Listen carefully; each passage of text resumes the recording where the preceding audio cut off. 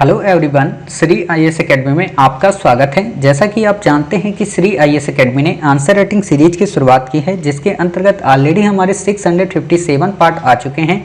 ये हमारा पार्ट 658 है। इसमें हम देखेंगे कि आपके द्वारा हमारे टेलीग्राम चैनल पर किस प्रकार का प्रश्न लिखकर भेजा गया, उसे आपने किस तरीके से लिखा और वास्तव में उसमें किन किन बिंदुओं को ऐड करने की आवश्यकता है। तो चलिए शुरू करते हैं। जैसा कि आप देख रहे हैं, ये प्रश्न आपके द्वारा हमारे टेलीग्राम चैनल पर भेजा गया है। तो सबसे पहले हम इस प्रश्न को पढ़ेंगे, इसके आंसर को देखेंगे और देखेंगे कि इसमें किन किन बिंदुओं को ऐड करने की आवश्यकता है। इस प्रश्न को हम आपको पढ़ के बताएं, इससे पहले आपको एक इंटरेस्टिंग चीज़ बताते हैं। ये प्रश्न हमने ऑलरेडी पहले ही रिकॉर्ड कर लिया था, लेकिन जब हमने रिकॉर्ड किया तो पता चला कि हमने माइक को ऑफ कर रखा है और जब पूरी क्लास रिकॉर्ड हो गई तो बाद में पता चला कि माइक ऑफ ही था। खैर कोई बात नहीं, फिर से रिकॉर्ड करना पड़ रहा है, होता है कभी कभी ऐसी चीज़ें आ जाती हैं लाइफ में। तो देखते हैं आपका प्रश्न क्या है। आपका प्रश्न है कि भीड़ हत्या यानी कि मॉब लिंचिंग एक सभ्य व नैतिक समाज के लिए कलंक है, टिप्पणी कीजिए। काफ़ी अच्छा ये प्रश्न है और आपने लिखा है कि मॉब लिंचिंग एक अव्यावहारिक एवं अमानवीय कृत्य है जो इंसानियत को शर्मसार करती है। इसमें किसी व्यक्ति को भीड़ में पीट कर उसकी हत्या की जाती है। भीड़ में नहीं, भीड़ के द्वारा। इससे एक सभ्य लोकतांत्रिक व कल्याणकारी समाज में विधि व न्याय की सुव्यवस्थित मशीनरी पर गहरी चोट है, मशीनरी पर गहरी चोट लगाती है, ऐसा बताइए। विधि व न्याय व्यवस्था होने के बावजूद भीड़ द्वारा अपनी मर्जी से न्याय व दंड तय कर लेना समाज में अराजकता की स्थिति को दर्शाता है। इसमें शक के आधार पर निर्दोषों की मारे जाने की संभावना बढ़ जाती है एवं समाज में भय का माहौल पैदा हो जाता है, नहीं उत्पन्न होता है। मॉब लिंचिंग को अंजाम देने वाले दबंगों, दबंग यहाँ पर मत लिखिए वर्ड, दबंग एक तरीके का वैसा वर्ड है। मॉब लिंचिंग को अंजाम देने वाले अराजक लोग, ये वर्ड उपयोग करिए। अराजक लोगों का मनोबल बढ़ता है और ये न्याय व्यवस्था को दरकिनार करते हुए अपने पैसे कार्यों को, अपने बुरे कार्यों को अंजाम देते हैं, ऐसा आप बता सकते हैं, या पैसों के लिए। अतः ये किसी भी सभ्य व नैतिक समाज को कलंकित करता है। इससे समाज की एकता अखंडता बाधित होती है एवं विविधता को तोड़ने का कार्य करती है। बाद में ऐसी घटनाएं भारत में ऐसी घटनाएं दिन व दिन बढ़ती जा रही हैं। मानवता का आदर्श से जहां मानवता के आदर्श से जहां भारत पूरे विश्व में अपनी अमिट छाप छोड़ रहा है, अपनी अमिट छाप, ठीक है, अपना अमिट छाप छोड़ती है, ये गलत हो जाएगा, अपनी अमिट छाप छोड़ रहा है। वसुधैव कुटुंबकम सर्वे भवन्तु सुखिनः के आदर्श पर चलने वाला भारत आज ऐसी घटनाओं से इसकी प्रासंगिकता पर गहरी चोट पहुंचती है। थोड़ा और अच्छे से आप लैंग्वेज देखो, आपने पॉइंट तो सारे डाले हैं, ठीक है, पॉइंट को सही से लिखा भी है, बट ये है कि जो लैंग्वेज में एक होती है ना गहराई, या कहें कि लैंग्वेज में एक जो मतलब प्रवाहपन या समरसता जो लैंग्वेज में आनी चाहिए वो कम है यहाँ पे, ठीक है। जैसे कि आपने सबसे ज़्यादा यहाँ पे विधि और न्याय को ही बता दिया, इसको सिंक्रोनाइज करके थोड़ा और नए नए एंगल यहाँ पर ऐड करें, ठीक है। अभी हम बताते हैं कि आपको इस प्रश्न को कैसे लिखना है, क्योंकि ये प्रश्न हम देते ही इसीलिए हैं कि जब आप इस प्रश्न में अपनी भाषा शैली की कमांड बना लेंगी तो आप बेहतरीन लिख पाएंगे, ठीक है। यहाँ पे जो प्रासंगिकता लिखा है इसको आपको ऐसे लिखना होता है, ठीक है, प्रासंगिकता। एक बार आप लोग लिख के अपने ही उत्तर को फिर से पढ़ा करें, तब पीडीएफ बना के भेजा करें, ठीक है। अब प्रश्न उठता है कि इसको लिखना कैसे। आप बिल्कुल सिंपल तरीके से बता सकते हैं कि मॉब लिंचिंग एक अव्यावहारिक एवं अमानवीय कृत्य है जो इंसानियत को शर्मसार करती है तथा सभ्य व नैतिक समाज को कलंकित करती है।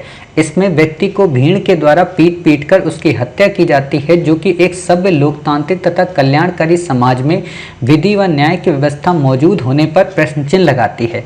विधि व न्याय व्यवस्था की मौजूदगी पर लोगों के द्वारा विधि व न्याय की व्यवस्था की मौजूदगी पर अराजक लोगों के द्वारा ऐसी न्याय प्रणाली को अपनाने से न केवल समाज में अराजकता उत्पन्न होती है, बल्कि समाज का ताना बाना भी प्रभावित होकर वहां पर असहिष्णुता जन्म लेती है, जो कि फलता आगे चलकर सांप्रदायिकता को अंजाम देती है। इससे न केवल देश की एकता व अखंडता बाधित होती है, बल्कि अंतर्राष्ट्रीय स्तर पर हमारे संबंधों पर भी प्रभाव पड़ता है।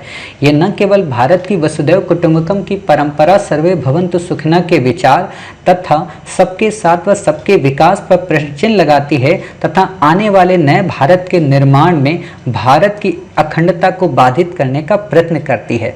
अतः न केवल सरकार को बल्कि समाज को ऐसे कृत्यों पर रोक लगाने के लिए आगे आना होगा तथा इसको प्रमोट करने वाले उन विचारों को या उन विचार प्रणाली को रोकने का प्रयत्न करना होगा जो इन्हें पैसों के माध्यम से ऐसे कृत्यों को अंजाम देने के लिए प्रेरित करते हैं। स्मरणीय हो कि ऐसे कृत्यों की ज़्यादा से ज़्यादा संभावना किसी विचार, किसी विचारधारा या किसी संप्रदाय या किसी समुदाय से प्रेरित होते हैं जो कि उस दूसरे समुदाय के प्रति अपने आप को आक्रोशित मुद्रा में अंजाम की ओर पहुंचाते हैं। अतः नए भारत के निर्माण में इस बात का ध्यान रखना चाहिए कि जब हम आज़ादी की 75वीं वर्षगांठ मना रहे हों तो समाज में व्याप्त ऐसी अराजकता को दूर करने के लिए विधि व न्याय व्यवस्था काफ़ी मजबूत हो तथा ऐसे लोगों के लिए उचित से उचित दंड प्रोवाइड किया जाए या उचित से उचित दंड देने की व्यवस्था हो ताकि ऐसा कोई भी व्यक्ति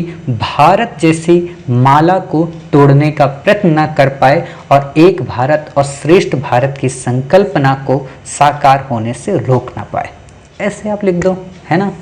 मतलब यही है कि आपकी जो भाषा है ना वो अंदर से निकलनी चाहिए। और एक बात हमेशा आप लोगों को हम बताएं, जैसे आप लोग हमेशा कहते हैं ना कि सर आप कैसे ऐसी बातें बोल देते हैं, मतलब बिना देखे, बिना कॉपी के, बिना कुछ।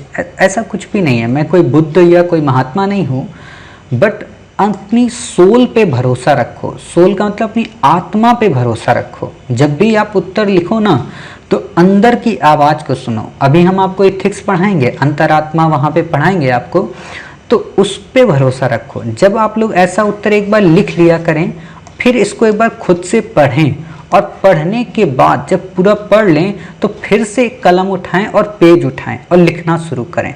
देखना तब आपका उत्तर आपके द्वारा पहले लिखे गए उत्तर के अपेक्षा बहुत बेहतरीन होगा। आप लोग क्या करते हैं ना कि आपने बड़ी मशक्कत के बाद आंसर लिखा, ठीक है, और उसको आप मान लेते हैं बहुत मेहनत हमने कर ली। देखो ये भ्रम है, इनसे आपको बचना है। आप लोग सोचते हो एक बार हमने आंसर लिखा 3 घंटे लगा के तो ये बहुत है, हमने बहुत मेहनत कर ली। आप बिल्कुल भी मेहनत नहीं की हो, क्योंकि आपको 3 घंटे में 20 आंसर लिखने हैं और आपने 1 लिखा है। रियलिटी ये है, ठीक है। ऐसा नहीं है कि आप नहीं लिख सकते, लिख सकते हो और लिखोगे भी आगे चल के। तो आप जब आंसर लिख लें फिर उस आंसर को 1 से 1.5 घंटे बाद खुद से चेक करें कि हाँ आपने जो आंसर लिखा है वो कितना सही है, कितना गलत है। और जब वो चेक कर लें तो उसके बाद आप क्या करें, उस आंसर को चेक करने के बाद फिर हमारे पास भेजें दोबारा लिखकर। अगर उसमें आपको कमियां नज़र आती हैं, शब्दावलियां अगर कमी नज़र आती हैं, उन शब्दावलियों को गूगल से सर्च करें, तब आंसर लिखें। फिर देखना आपकी कमियां धीरे धीरे कम हो जाएंगी। आप लोग क्या करते हो, एक बार क्वेश्चन लिखा, मास्टर तो बैठा ही है, उसको भेज दो। हमें कोई दिक्कत नहीं, हम तो रोज आंसर चेक करेंगे, लेकिन वही है ना, आप में वो परिपक्वता नहीं आ पाएगी, है ना, आप में वो बेहतरीनपन नहीं आ पाएगा। जैसे जब मैं किसी को बताता हूँ, अपने ही भाई को, अपनी ही बहन को, जब वो लोग आंसर राइटिंग लिखते हैं यूनिवर्सिटी का या कॉलेज लाइफ का, तो उनको जब मैं बताता हूँ कि आपको आंसर ऐसे लिखना है और ऐसे ऐसे करके आप लिखिए, तो खुद ही अपने आंसर को 3 से 4 बार इवेल्युएट करते हैं। खुद ही एक भाई दूसरे को देगा, बहन दूसरे को देगी, वो उसको देगी, फिर आपस में सब चेक कर लेंगे और फिर मेरे पास लेके आएंगे कि अब आप चेक कर दो दादा। अब जब वो मेरे को बोली तो मैंने फटाक से चेक कर दिया, मैंने बोला कि ये कमियां हैं, इनको और दूर कर लो। तो वही काम आप लोग करिए और फिर आप बेहतरीन आंसर लिखना सीख जाएंगी। उम्मीद है आप समझ गए कि इस आंसर को कैसे लिखना है, इसमें पॉइंट को कैसे ऐड करना है और किस तरीके से बेहतरीन बनाना है। मिलते हैं फिर आप ही के द्वारा भेजे गए एक नए आंसर के साथ। तब तक अपना ख्याल रखिए और स्वस्थ रहिए।